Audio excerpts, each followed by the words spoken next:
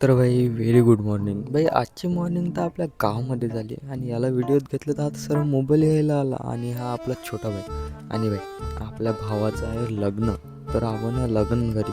इथं सर्व रिलेटिव्स वगैरे आले आहेत. त्यांच्यासोबत थोड्याशा गप्पा मारून त्यानंतर आतल्या खोलीत जेवण चालू होतं. आणि भाई नॉर्देवातच वेगळाच विषय चालू होता इकडून तिकडे.